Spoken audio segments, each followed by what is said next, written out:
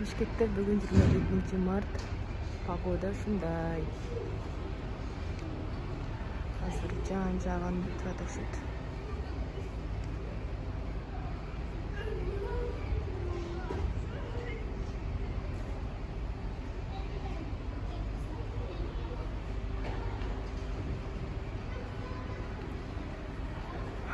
Бул жагына жаңы үйлөр салынып атат.